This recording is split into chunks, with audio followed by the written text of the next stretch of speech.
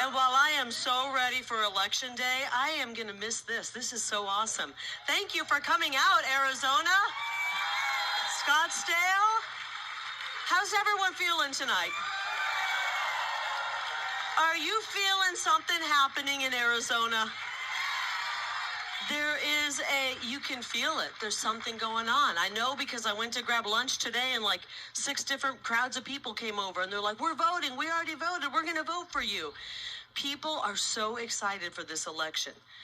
I don't know if they're excited or they're just like, we can't take one more day of the way things are going. We need a change. Who feels like we need a major change in this country?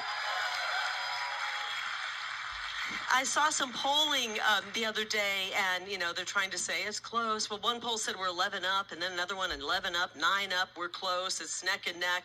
I don't believe the polling. I believe this. And everywhere we go, we have a crowd. We have a massive crowd. We've got the media from all over the world. I don't even know if they're covering Katie Hobbs. Are you guys covering Katie Hobbs? No? They said no. The international media is like, no. Katie who? Katie Hobbs. She's my opponent. She's been hiding in the basement. You haven't seen her because she's hiding, living under a rock. Today my team showed me that she was zip lining. I don't know where, and I'm like, who in the heck has time to zip line? We're trying to save our country right now. But she's been the one trying to destroy it, so she's like, hey, I'm in a zip line. Who cares? And then she brought out the cast of characters that you wouldn't even want to be seen dead with this week. Did you see it? First of all, yesterday, or the day before, you lose track when you're campaigning. It's one long, 522 long days, and they all blend into one. She had Eric Holder in town. I'm like, that would be like me bringing Charles Manson in town to campaign for me. I would not be caught dead with Eric Holder. This guy, what a shame that you would think that that's somebody who you'd want to campaign with. In all seriousness, think about what that guy was behind. A gun-running scheme, operation with the Mexican cartels that ended up killing Brian Terry, a brave veteran and a brave Border Patrol agent. And she's campaigning with this guy like it's a good thing. This tells you who she associates with. It tells you who we don't want in office. And we don't want Katie Hobbs anywhere near the governor's office, right? And then she brings, they bring out the big guns, which is Barack Obama. And exactly.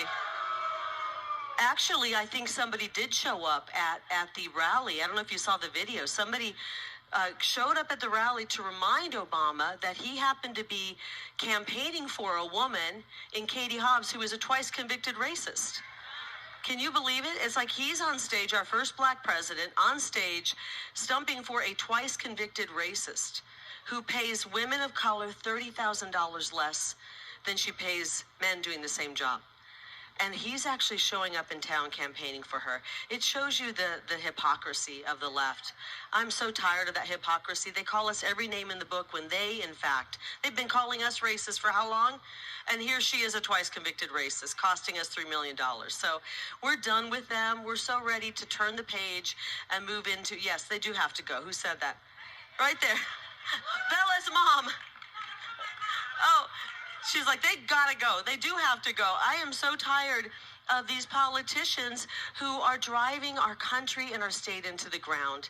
And, I decided to jump into this because the people recruited me. They said, would you please, after I walked out of my TV career, they said, would you please consider running for office? We need somebody who we trust, who understands the issues, who understands the state, to run for governor.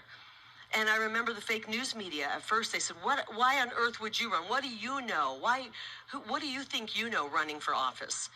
And you know what I know? I know that it's the career politicians, the bureaucrats, and the people who are constantly in politics who've gotten us into the mess, and it's going to take an outsider to get us out, right?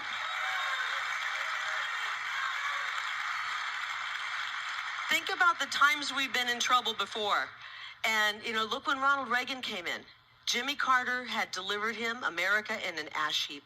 We were in bad times, and here comes Ronald Reagan with incredible optimism, a great sense of humor, excellent America First policies, and they worked. He got us out of the mess we were in. And think about President Trump. How many of you miss him right now? Wow, do we miss him?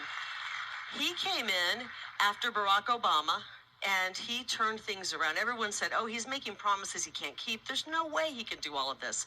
And remember, he got into office, and he just started ticking off that to-do list, got it done. He proved to us that we can get a lot done. It doesn't take 20 years to get one thing done in D.C. That's what the career politicians wanted us to believe. And President Trump showed us when you have the people behind you, you can accomplish anything. And that's what we're going to do here in Arizona. The red wave that's coming is going to be like the elevator doors opening up in The Shining. That's what I think. I think people are just like, what the fuck are you saying? They're making Republicans.